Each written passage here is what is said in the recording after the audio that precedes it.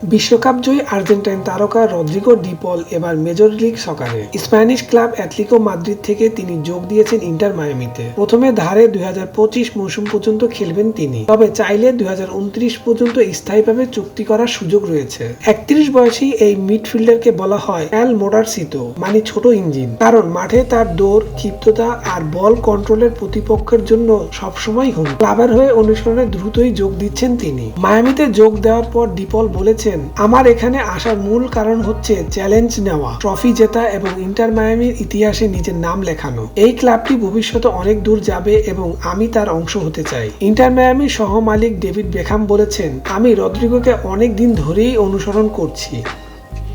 জাতীয় দলে তিনি যেভাবে নেতৃত্ব দিয়েছেন তা অসাধারণ। তার অভিজ্ঞতা ও মান ক্লাবকে আরো সমৃদ্ধ করবে। ডিপল আগে থেকেই মেসির ঘনিষ্ঠ বন্ধু হিসেবে পরিচিত।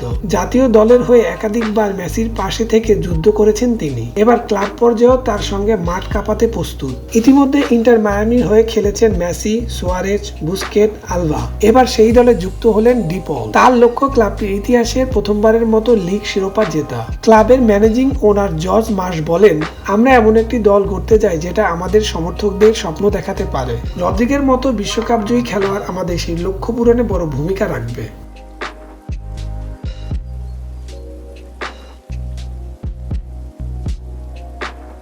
Please subscribe our channel to get more information about Sports World.